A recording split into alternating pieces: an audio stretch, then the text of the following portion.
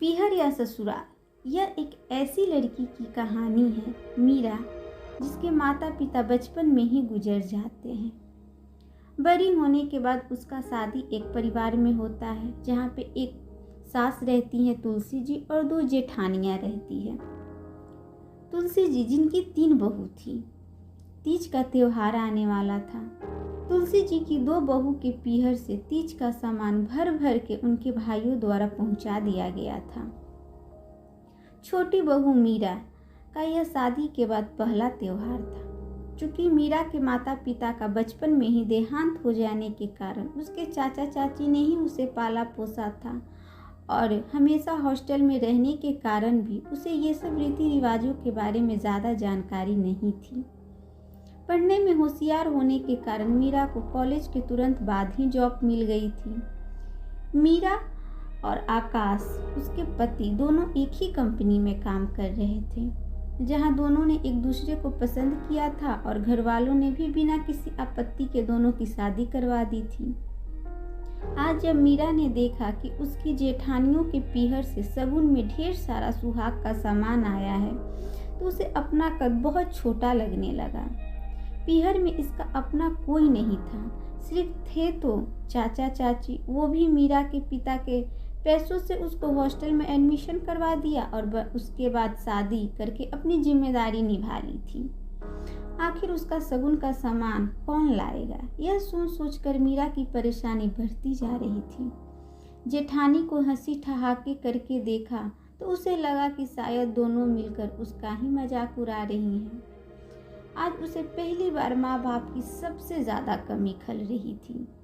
अगले दिन मीरा की सास तुलसी जी ने उसे आवाज़ लगाते हुए कहा, मीरा बहू, जल्दी से नीचे आ जाओ, देखो तुम्हारे पीहर से तीज का शगुन का सामान आया है।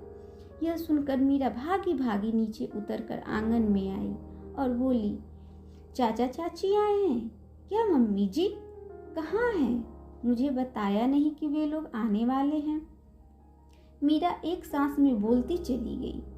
उसे तो विश्वास ही नहीं हो रहा था कि उसके चाचा चाची भी कभी आ सकते हैं।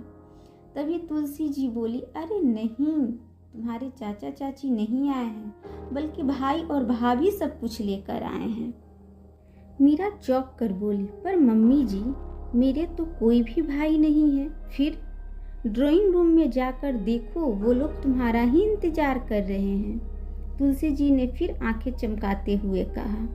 मीरा कसमकस में पड़ी धीरे धीरे कदम बढ़ाती हुई ड्राइंग रूम में घुसी तो देखा उसके दोनों जेठ और जेठानी वहीं पर सारा सामान के साथ बैठे हुए थे। पीछे पीछे तुलसी जी भी आई और बोली, भाई तुम्हारे पीहर वाले आए हैं, खातिरदारी नहीं करोगी क्या? मीरा को कुछ समझ नहीं आ रहा था। वो कभी सास को देखती तो कभी बाकी सब लोगों को। उसके मासूम चेहरे को देख बाकी सबकी हंसी छूट गई।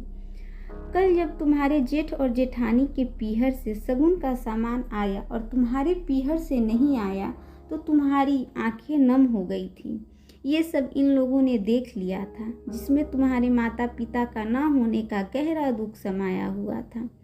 पीहर की महत्ता हम औरतों से ज़्यादा कौन समझ सकता है भला? तभी हम लोगों ने यह सोच लिया था कि आज एक नया रिश्ता कायम करेंगे और तुम्हारे पीहर का सुख तुम्हें जरूर देंगे। मीरा को अपनी कानों पर विश्वास नहीं हो रहा था। जिन रिश्तों से उसे कल तक मजाक बनने का डर सता रहा था, उन्हीं रिश्तों ने आज उसे एक नई सोच अपनाकर उसका पीहर लौटा दिया था। मीरा की आंखों से खुशी का आंसू बहने लगा। यह समाज में एक नई सोच को जन्म देकर उसके ससुराल वालों ने मीरा का कद बहुत ऊंचा कर दिया था।